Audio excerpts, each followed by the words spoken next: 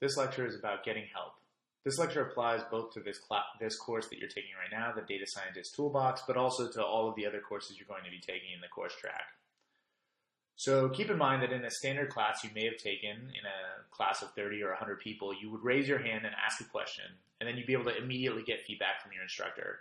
But in a class like this, in a massive online open class, there could be up to 100,000 people taking the class, and what you're going to do instead is post your questions to the message board, and then hopefully your fellow students will upvote them if they're good questions, and your instructor will try to respond to as many as possible, but probably more often than that, your peers or community TAs will be responding. And so there are 3 of us that are teaching these 9 classes, and we're going to try to put in as much time as we can to answer your questions, but obviously that's a limited resource. And so relying on your fellow peers and your community TAs, we've found, is a great way to get involved. We've also learned that the community that's built around the message boards and the massive online open courses is amazing, and it's probably the best learning part of the entire experience. And so hopefully you'll get involved and you'll be an active participant in those message boards. It's very clear that the fastest answer is often the one that you find for yourself. So to try to answer your questions yourself, you should try to look it up on Google or look it up on Stack Overflow. If you ask a question that's very simple to Google, you'll often get a response that says Google it or read the documentation, which is not the easiest way to get the answer that you're going for. An important part of being an active participant in the community environment here is to if you figure out an answer to a question, is to post it to the message board. If you're struggling with a particular part or structure or idea or R programming exercise, it's almost a sure bet that there's a lot of other people that are struggling with the same thing. And so they'll really appreciate it if you take the time to post to the message board the way that you figured out how to solve that problem. So I thought I'd mention just a few important R functions that will help you to find answers for some of the questions that you might have. So when you have an R function, we'll talk a little bit about R more later in the class. You can actually type several different ways you can type to get the help file for that function. So one example is that you can type like this. You can type $rnorm, and that will tell you what the help file is for the function rnorm. You can also search like this, help.search. And if you use help.search, you might not even necessarily have to get the function name exactly right. It'll still search through the help files and try to find things for you. And then if you want to get the arguments for a function, you can use the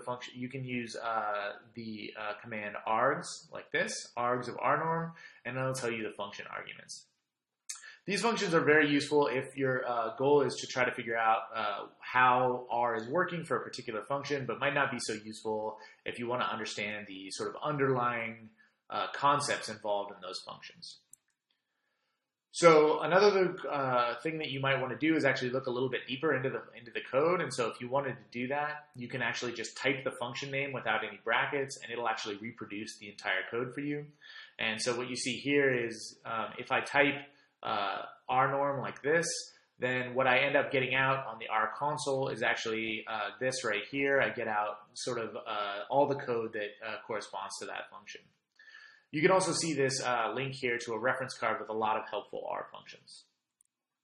So an important point that you'll run into a lot in this class is how to ask an R question. And so there are a few different components of it that you should keep in mind. First is you will want to outline what are the steps that you have executed in order to create this problem. So if you ran 3 functions in order, you should reproduce what those 3 functions are.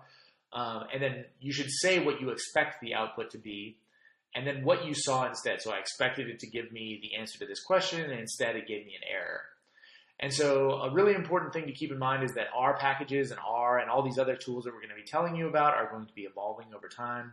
And so it's really important that you tell the version of the product that you're using, so the version of the package, the version of R that you're using, and then what operating system you're working on, whether you're on Mac or Linux or Windows.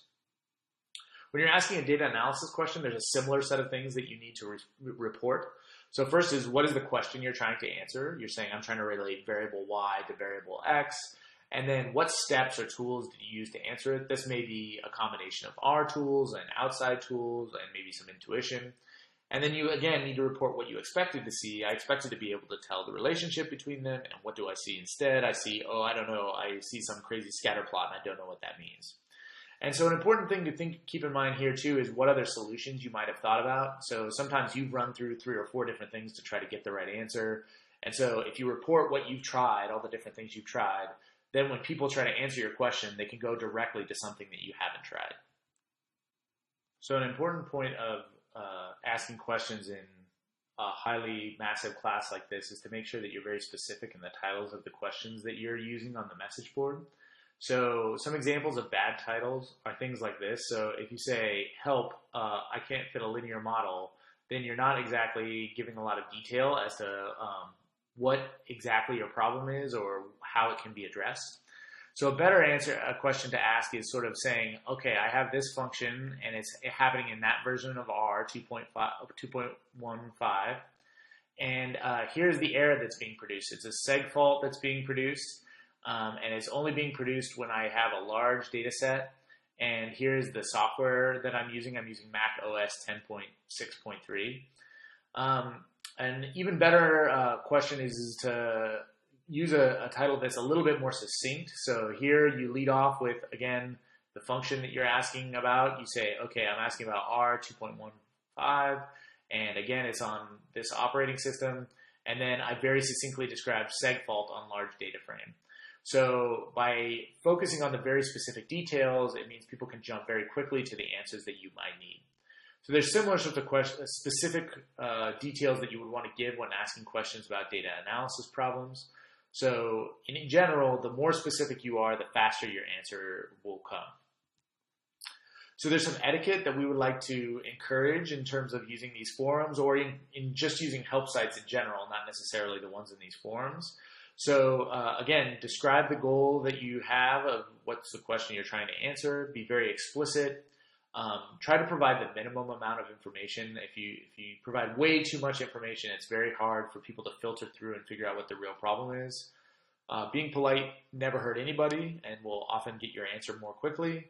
And then follow up and post solutions. So if you post a question and somebody ends up giving you the answer on Stack Overflow instead of on the course website, it's the polite thing to do to post the answer that you found to the course website so that people can search it and find that answer as well.